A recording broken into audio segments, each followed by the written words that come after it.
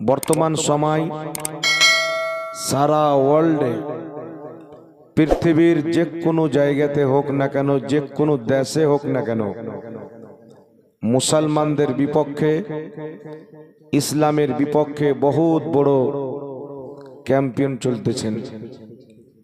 ইসলামকে কি করে খতম করা যায়, ইসলামকে মুসলমানদেরকে কি করে দুর্বল করা যায়, এই চেষ্টাতে America, Israel, Britannia, France lakh lakh million million dollar পানির মতন করে খরচ করে দিচ্ছেন একমাত্র ইসলামকে কমজোর করার জন্য। আজ থেকে প্রায় ৮০-৯০ বছর পূর্বে তুর্কি থেকে মুসলমানদের একটি খেলাফত চলেছিল, যে খেলাফতের নাম হচ্ছে খেলাফতে ওসমানিয়া, ইংরেজিতে যাকে বলা হয় অটোমান এম্পায়ার, যার বর্তমানে সিরিয়াল বেরিয়েছে এরতুগরুল গাজী। তো আল্লাহ তাবারাক ওয়া তাআলা তুর্কিদেরকে সম্মান দান করেছিলেন, মর্যাদা দান করেছিলেন। খেলাফতে উসমানিয়া তুর্কি থেকে চলেছিল প্রায় দুনিয়ার 40% এরিয়াতে, বা সে খেলাফতকে ভেঙে 22টা দেশ তৈরি হয়েছে। এতটুকু এরিয়াতে উসমানী খেলাফতের রাজত্ব কায়েম ছিল। আর খেলাফতে উসমানিয়া বর্তমান জামানাতে দুনিয়ার সুপার পাওয়ার হচ্ছে আমেরিকা। ওই জামানায় দুনিয়ার সুপার পাওয়ার ছিল খেলাফতে উসমানিয়া। সারা পৃথিবীর মানুষ মুসলমানের নাম শুনলে, ইসলামের নাম শুনলে মাথা ঝুঁকিয়ে দিত, খৌফজাদা হয়ে যেত, ভয়ে কাঁপতে লাগতো। এই ভয় আমার আপনার নবী সাল্লাল্লাহু আলাইহি সাল্লামের জামানা থেকে খেলাফতে উসমানিয়া পর্যন্ত কায়েম ছিল। এই জন্য আমেরিকা এবং ব্রিটেনিয়া আরবের নজদের মোহাম্মদ বিন আব্দুল ওয়াহাব নজদিকে নিয়ে একটি মিটিং করে। ইসলামকে যদি কমজোর করতে হয়, ইসলামের সবচাইতে বড় রাজত্ব, সবচাইতে বড় খেলাফত, খেলাফতে উসমানিয়াকে ভাঙতে হবে। আমেরিকা, ব্রিটেনিয়া মোহাম্মদ বিন আব্দুল ওয়াহাব নজদিকে খরিদ করলেন। মোহাম্মদ বিন আব্দুল ওয়াহাব নজদির বাপ হযরতে আব্দুল ওয়াহাব রহমাতুল্লাহ আলাইহি বহুত বড় আলিমে দ্বীন, আল্লাহওয়ালা মুহাদ্দিস ব্যক্তি ছিলেন। মোহাম্মদ বিন আব্দুল ওয়াহাব নজদির ভাই, তিনিও আহলে সুন্নাত ওয়াল জামাতের ব্যক্তি ছিলেন। আমার আপনার নবী সাল্লাল্লাহু আলাইহি ওয়াসাল্লাম একদিন দোয়া করতেছিলেন, মিশকাতুল মাসাবির মধ্যে, কিতাবুল ফিতানের মধ্যে হাদিস। আল্লাহর নবী দোয়া করছেন, আল্লাহ তুমি শাম দেশে বরকত নাজিল করো, ইয়ামান দেশে বরকত নাজিল করো। নজদের সাহাবা ছিলেন, তিনারা বললেন, হুজুর আমাদের নজদের জন্য দোয়া করে দেন। রাসূল পাক আবার দোয়া করলেন, শাম দেশে বরকত নাজিল করো, ইয়ামান দেশে বরকত নাজিল করো। আবার নজদের সাহাবী বললেন, হুজুর আমাদের নজদের জন্য একটু দোয়া করেন। সাহাবায়ে কেরাম যখন বারবার বললেন নজদের, রাসূল করিম সাল্লাল্লাহু আলাইহি ওয়াসাল্লাম বললেন, আমি ওই নজদের জন্য দোয়া করব, অর্থাৎ ওই নজদের জন্য আমি দোয়া করব না, কারণ এই নজ থেকে শয়তানের সিং বের হবে। মুহাদ্দিসিনে কেরাম হাদিসের ব্যাখ্যা করে প্রমাণ করেছেন, ওই শয়তানের সিং হচ্ছে মোহাম্মদ বিন আব্দুল ওয়াহাব নজদি। এই মোহাম্মদ বিন আব্দুল ওয়াহাব নজদিকে আমেরিকা এবং ব্রিটেনিয়া খরিদ করার পর বলল, যত টাকা লাগে, যত দৌলত লাগে, পয়সা লাগে, ফোর্স লাগে, গুলি লাগে, বোমা লাগে, সব দিব, খেলাফতে উসমানিয়া খতম করতে হবে। মোহাম্মদ বিন আব্দুল ওয়াহাব নজদিকে দিয়ে ইসলামের নামে একটি নতুন দল গঠন করা হলো, যেই দলটাকে মানুষ ওয়াহাবি বলে জানে। কোথায় গঠন হলো? আরবের মাটি নজদ এলাকাতে। কার মাধ্যমে? আমেরিকা বার্তানিয়ার সমর্থন নিয়ে, তাদের ইশারাতে, তাদের অনুমতিতে মোহাম্মদ বিন আব্দুল ওয়াহাব নজদিকে তারা টাকা দিয়ে তাদের মতে একটি দল তৈরি করলো, ওয়াহাবি মতবাদ, যাকে আরবিতে বলা হয় ওয়াহাবিয়াত। মোহাম্মদ বিন আব্দুল ওয়াহাব নজদি নতুন একটি কোরআন এবং হাদিসের নতুন ব্যাখ্যা বের করলো, যেই ব্যাখ্যার মিল পূর্বের মুহাদ্দিস তো দূরের কথা, তার বাড়ির বাবা আব্দুল ওয়াহাব নজদির সাথে মিল ছিল না, তার আপন ভাইয়ের সাথে মিল ছিল না। নতুন নতুন ব্যাখ্যা, নতুন নতুন আকীদা, কোরআন হাদিসের অপব্যাখ্যা, সে একমাত্র নিজেকে এবং নিজের দলের লোক বাদ দিয়ে পৃথিবীতে যত মুসলমান আছে সকলকে হত্যা করা বৈধ মনে করত, সকলকে মুশরিক মনে করত, এবং সকল পৃথিবীতে তার মান্যকারী ব্যতীত যত মুসলমান ছিল তাদেরকে হত্যা করা ওয়াজিব বলতো, এবং তাদের মালকে লুটে নেওয়া বৈধ মনে করত। এই জন্য আমেরিকার ট্যাঙ্ক নিয়ে, বার্তানিয়ার ট্যাঙ্ক নিয়ে নতুন একটি দল গঠিত করে সঠিক যারা আহলে সুন্নাত ওয়াল জামাত, সঠিক নবী এবং সাহাবার আকীদাতে কায়েম ছিলেন, তাদের উপরে শিরকের ফতোয়া দিয়ে তাদেরকে হত্যা করা, কতল করা ওয়াজিব বলে ফতোয়া দিল। তখন আরবের মাটিতে সুন্নিদের হুকুমত ছিল। 400 বছর, 500 বছর, 600 বছর, যুগ যুগ থেকে সারা আরবে, আপনি আরব বলেন, মক্কা বলেন, মদিনা বলেন, ফিলিস্তিন বলেন, ইয়ামান বলেন, কাতার বলেন, জর্ডান বলেন, দুবাই বলেন, আবুধাবি বলেন, যত দেশ আছে, শহর আছে, সব জায়গাতে সুন্নিদের হুকুমত ছিল, আহলে সুন্নাত ওয়াল জামাত। সেই ব্যক্তি এই খেলাফতকে ভাঙার জন্য, মুসলমানকে কমজোর করার জন্য ফতোয়া কি দিল? যে আমি এবং আমার মান্যকারী অর্থাৎ ওয়াহাবি মতবাদের লোক ব্যতীত দুনিয়াতে যত মুসলমান আছে এরা মুশরিক, এরা কাফির, এদেরকে হত্যা করা ওয়াজিব, এদের মালকে লুট নেওয়া জায়েজ। বলে নাউজুবিল্লাহ। ওই সময়তে আরবের মাটিতে মিলাদ পড়নেওয়ালা, কায়াম করনেওয়ালা, আজানের আগে পরে দুরুদ পড়নেওয়ালা, সালাত ও সালাম পড়নেওয়ালা, নবী মুস্তাফার জন্মের দিনে সব চাইতে বড় জুলুস আরবের মাটিতে বের হতো মক্কা এবং মদিনাতে। আমাদের দেশে জুলুস বের হলে আপনাদের টিকটিকি পাড়া মাদ্রাসার হুজুররা থাকে সাথে, মক্কা মদিনাতে যখন জুলুস বের হতো 5 লক্ষ হাদিসের হাফিজ, 3 লক্ষ হাদিসের হাফিজ, বড় বড় মুহাদ্দিস, বড় বড় ফকিহ ওই জুলুসের নেতৃত্ব দিতেন। তিনারা আগে আগে যেতেন, সাধারণ মুসলমান পিছে পিছে যেতেন। তো মক্কা মদিনা সব মুসলমানের হুকুমত ছিল, আহলে সুন্নাত ওয়াল জামাতের। জান্নাতুল বাকি গুগলে গিয়ে সার্চ করে দেখবেন 1922 সালের পূর্বে জান্নাতুল বাকিতে বিভিন্ন কবরের উপরে গুম্বাদ তৈরি করা ছিল। নবী মুস্তাফার রওজার উপরে সবুজ রঙের যে গুম্বাদটা দেখছেন, সেই গুম্বাদটা সুন্নি হুকুমতরা বানিয়েছিলেন। মসজিদে নবী সুন্নি হুকুমতরা বানিয়েছিলেন পাক্কি করে। তো আরবের মাটিতে এই হুকুমত আসল দিনকে নষ্ট করার জন্য মোহাম্মদ বিন আব্দুল ওয়াহাব নজদি এবং তার মান্যকারী লাখ লাখ মুসলমানকে আমেরিকার ফোর্স নিয়ে, বার্তানিয়ার টাকা এবং ট্যাঙ্ক নিয়ে, গোলা বারুদ নিয়ে আরবের মাটিতে লক্ষ লক্ষ মুসলমানকে তারা শহীদ করেছিল। এমনকি যে মসজিদে নববীর ইমাম সাজদারত অবস্থায় ছিলেন, তার পিছনে চাকু ভুকিয়ে তাকে পর্যন্ত শহীদ করেছিলেন মোহাম্মদ বিন আব্দুল ওয়াহাব নজদির দলের লোক। মক্কা হারামে রক্তে রক্তিত্ব করে দিয়েছিল।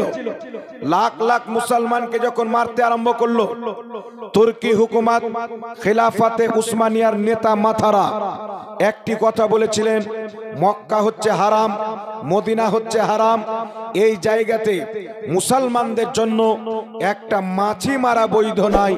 তো আমরা পাল্টা জবাব দিয়ে সেই বেঈমান হোক আর কাফির হোক তাকে হত্যা করে আমরা আমাদের ধর্মকে এবং মক্কা মদিনাকে অপবিত্র করতে চাই না। বলুন সুবহানাল্লাহ।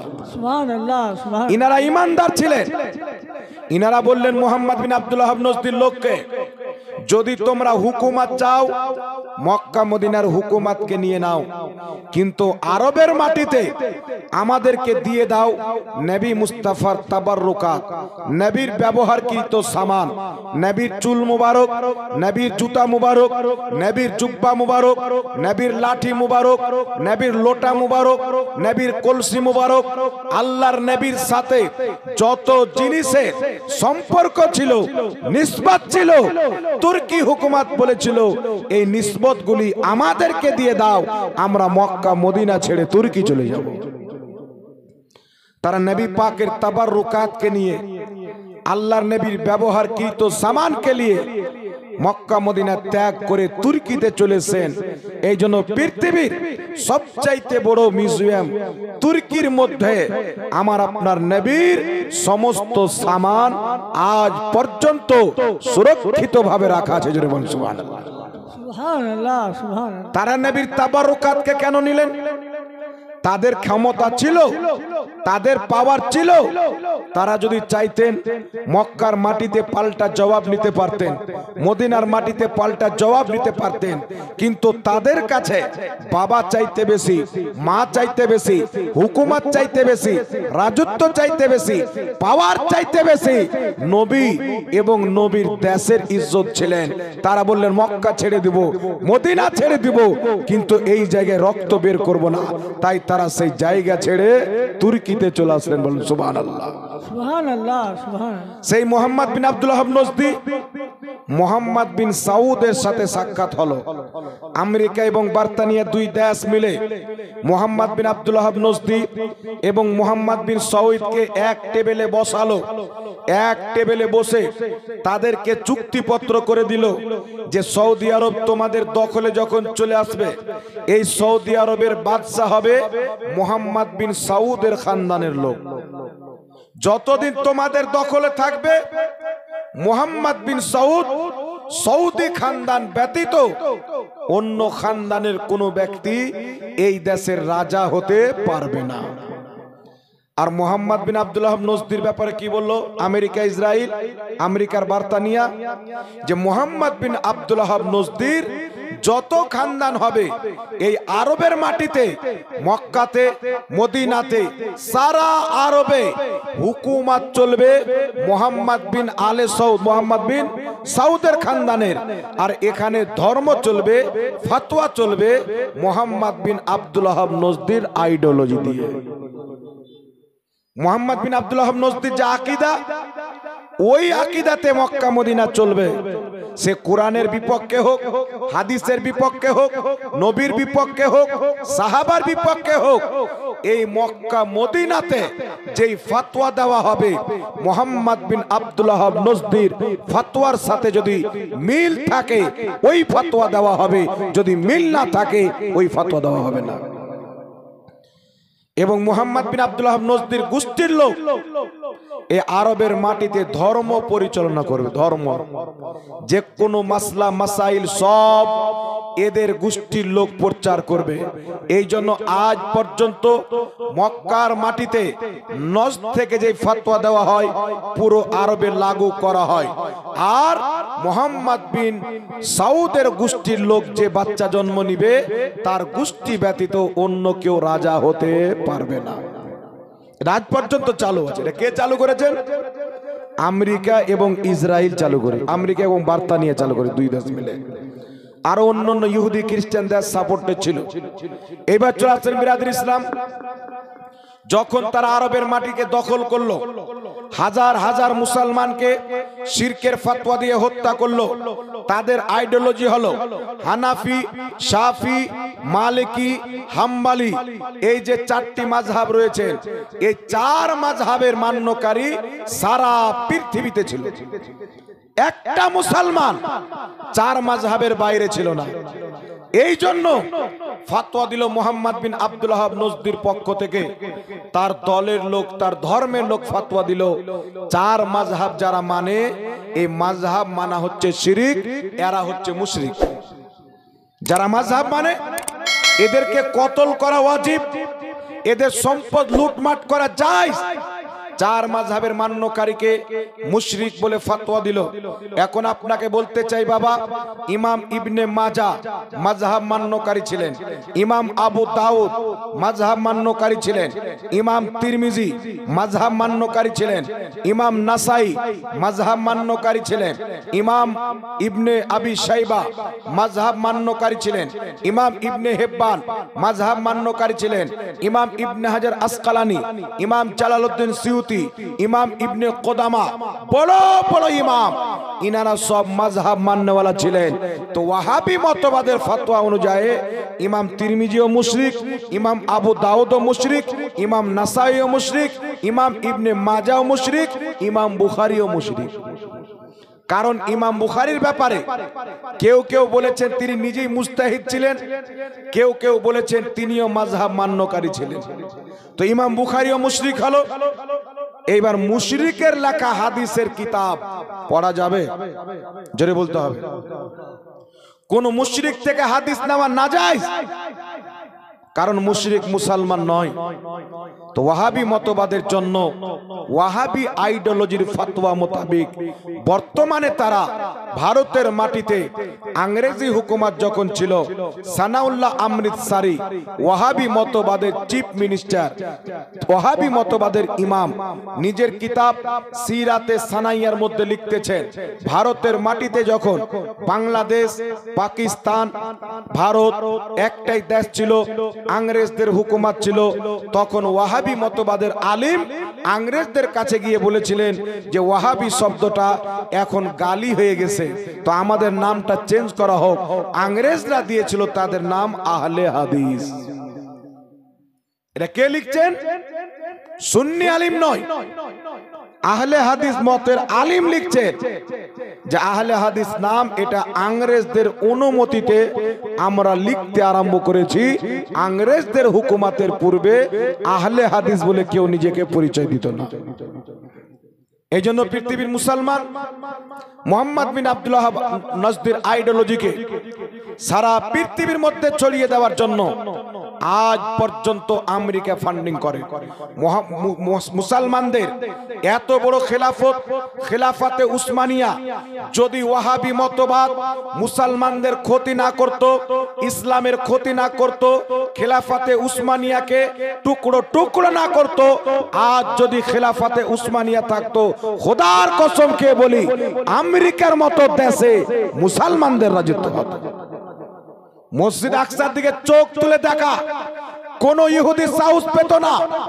মক্কা মদিনার মাটিতে যতদিন সুন্নিদের হুকুমত থেকেছে কোন ইহুদি ঢুকতে পারেনি, খ্রিস্টান ঢুকতে পারেনি, মুশরিক ঢুকতে পারেনি, দারুর বোতল পরিবেশ করেনি।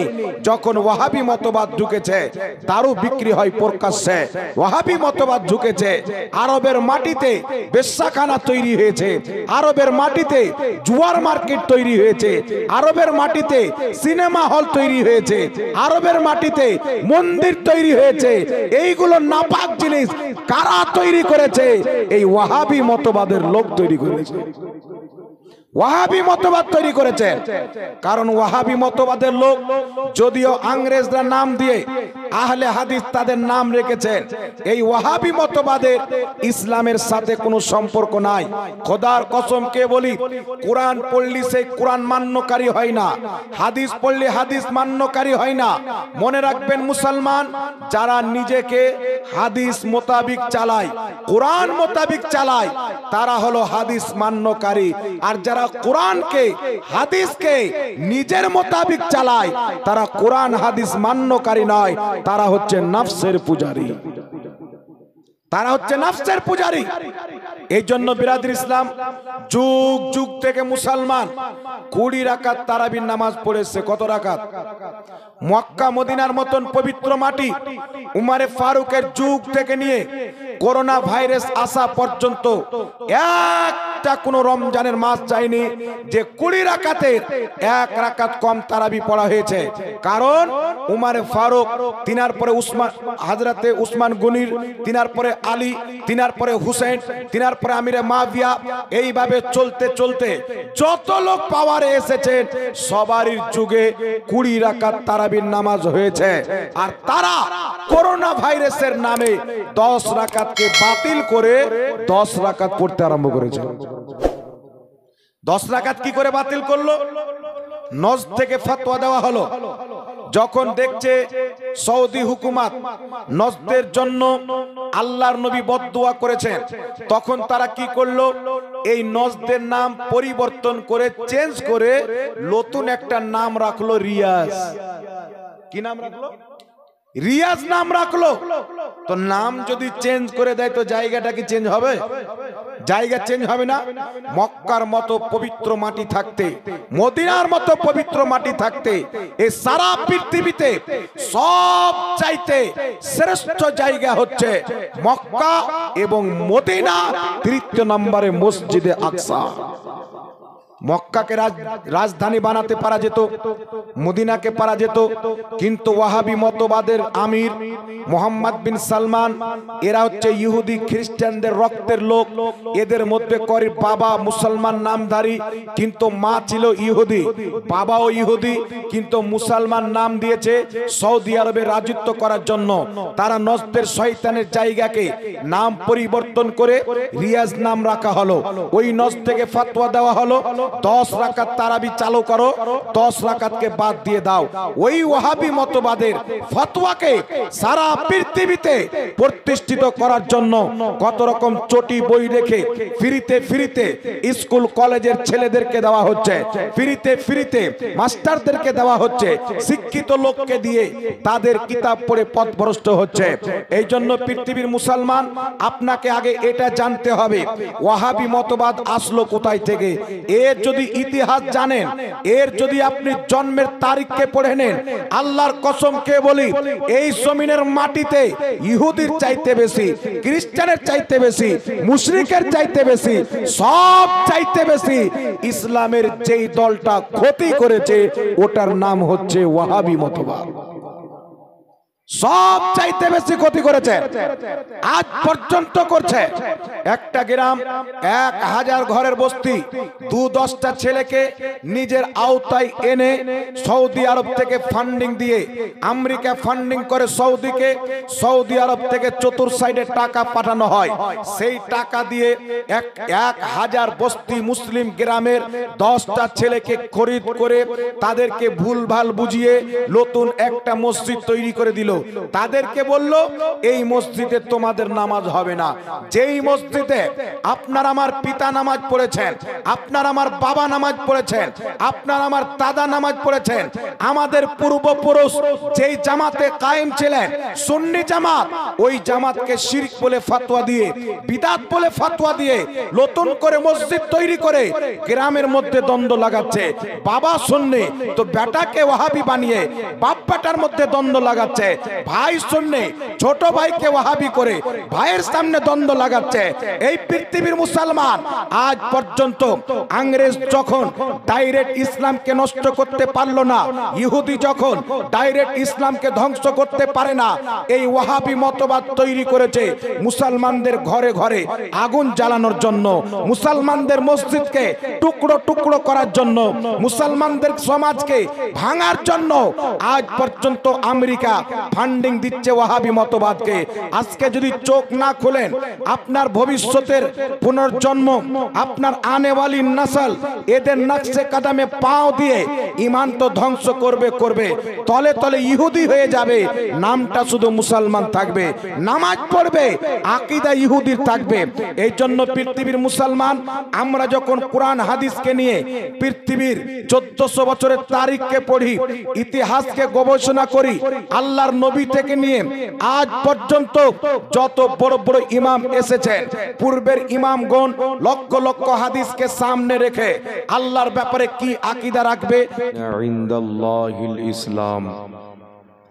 সাদাকাল্লাহুল মাওলানাল আযীম ওয়া সাদাকা বাল্লাগানা রাসূলুহুন নবিয়্যুল আমিনুল মতিনুল করিম ওয়া নাহনু আলা যালিকা লামিনাশ শাহিদিন ওয়া শাকিরিন वल्हम्दुलिल्लाहि रब्बिल आलमीन। फर्श वाले तेरी शौकत का उलू क्या जाने, फर्श वाले तेरी शौकत का उलू क्या जाने, खुसरवा अर्श पे उड़ता है फरेरा तेरा, और तेरी सरकार में लाता है रजा उसको शफी, तेरी सरकार में लाता है रजा उसको शफी, जो मेरा गौस है और लाडला बेटा तेरा। अरे पंखाटा दिए घुरिए दें तो।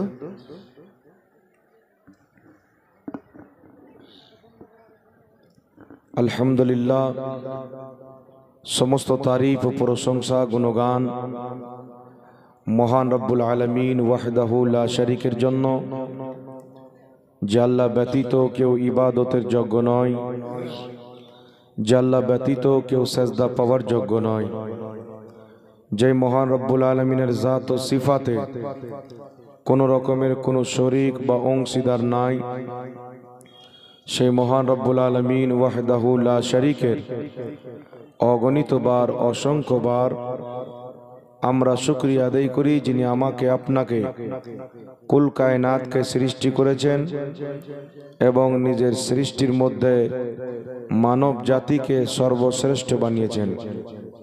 এবং আল্লাহ সুবহানাহু তাআলা নিজের দয়াতে মেহেরবানিতে আমাদেরকে তার আখেরি নবী রহমাতুল লিল আলামিন সাল্লাল্লাহু আলাইহি ওয়াসাল্লামের উম্মত বানিয়েছেন। আমরা সকলে অন্তরের স্থল থেকে আল্লাহ তাবারাক ওয়া তাআলার অন্তরের স্থল থেকে শুকরিয়া আদায় করি। সকলে পাঠ করুন আলহামদুলিল্লাহ। আলহামদুলিল্লাহ। আল্লাহ পাকের হামদ ও সানার পর রসুল আকরাম নূরে মুজাসসাম সরওয়ারে দো আলম রহমাতুল লিল আলামিন শফিউল মুজনবিন আনিসুল গারিবিন রাহতে আশিকিন মুরাদুল মুমিনিন মক্কার সরদার মদিনার তাজদার মা আমিনার লাল উম্মতের গমখার শফাতের কান্ডারি রহমতের ভান্ডারি কাল কিয়ামতের কঠিন দিনে সুন্নি সহিহুল আকিদা মুসলমানদের শফাআতকারী তাহা ওয়া ইয়াসিন সিরাজাম মুনির বশীর ও নজির হাজির ও নাজির আহমদে মুস্তাফা জনাবে মুহাম্মদুর রাসূলুল্লাহ সাল্লাল্লাহু তাআলা আলাইহি ওয়া আলিহি ওয়াসাল্লামের প্রতি অগণিতবার অসংখ্যবার দুরূদ ও সালাম বর্ষিত হোক, গর্বিত হোক। সকলে পড়ুন আল্লাহুম্মা আমিন। আল্লাহুম্মা আমিন। বিরাদর ইসলাম,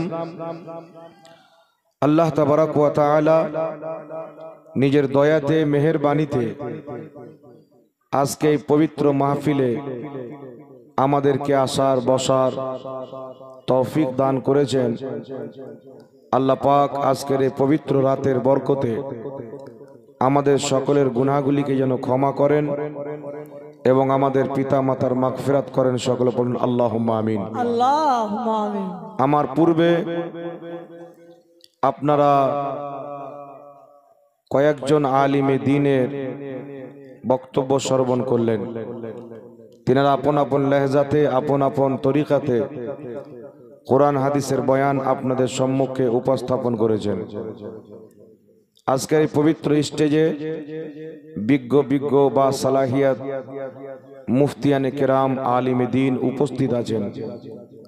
সকলের কদম ধুলিকে মাথার তাজ মনে করে আল্লাহ তাবারাক ওয়া তাআলার ভরসায় আপনাদের সম্মুখে আমি কয়েকটি কথা বলার চেষ্টা করব, যেন আল্লাহ পাক হক বলার, হক শুনে সকলকে হকের প্রতি আমল করার তৌফিক দান করেন। সকলে পড়ুন আল্লাহুম্মা আমিন।